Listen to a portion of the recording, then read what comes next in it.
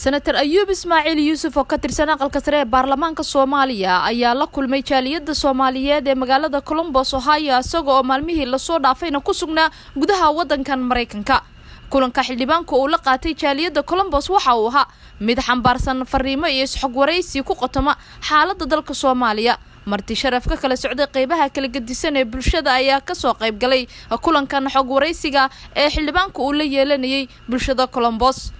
waxa uu ka jawaabay su'aalo badan oo dadku ay ka weydiinayaan xaaladda dalka halka uu marayay iyo waliba arrimaha la xiriira dhinaca ammaanka ee magaalada caasimadda ee Muqdisho.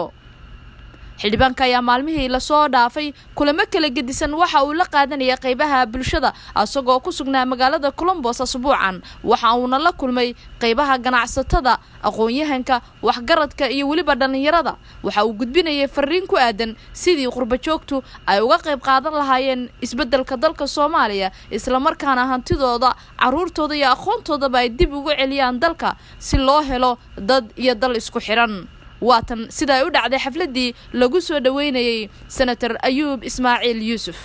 hadal badan ma rabo inaan meesha ka sheego sababtoo ah waqtiguna waa iska yar yahay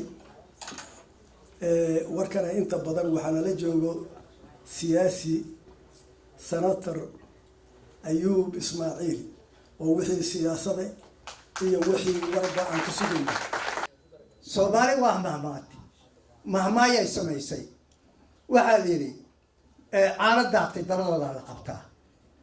weelka hadduu kaa boqosho daato inta yar oo aad qabato aad soo qabsato nafteeda waa wax lagu dhacfi karo marka in la isu yimaado waxay ku horeysa mare anu hadalka ku dheeraan maayo insha Allah waan ku soo dhaweynayaa xildhibaanka gobolka yagan Ohio Columbus. annaga reer Columbus haddaan nahay waxaanu nahay qurbaha Soomaalidii kaliya ee presidentka Soomaaliya ugu wacnayd inuu president ka noqdo dalka Soomaaliya. reer Columbus ay ahaayeen waayo dhalinyartii aasaastay ururkaasi la oran jiray qaran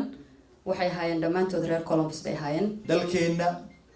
yuusan saas noola fududaan war dal Soomaaliyeed leena malaayiin baan nahay wax baratay qof walba maanta wuxuu u taagan yahay dalkaas inuu ilaaliyo walaalayaal oo dalkan saayis oo idin kula fududaan dal dekeedihiisa wixiisa la qaybinayo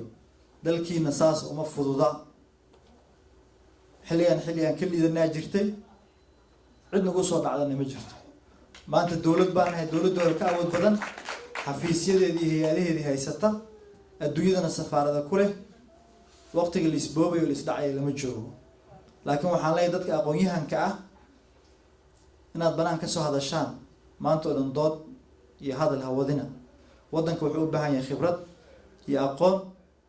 dhaqaale la isku dilayaa istiraatiijiyad waa la isku dilayaa maalin walba waxa TV-yada iyo idaacadaha aad nooga sheegaysaan war wadanka inaad ku soo laabataan wadankii khibradaas iyo aqoontaas inaad keentaan wadanka adduunyada dagaalka maanta wuxuu marayaa istiraatiijiyad ummadda Soomaaliyeed u soo laabta oo wixii aqoon iyo cilmi ah u keena oo dalka taas baa lagu ilaalin karaa ku ilaaliyaa. Deeqsona SNTV Columbus Ohio.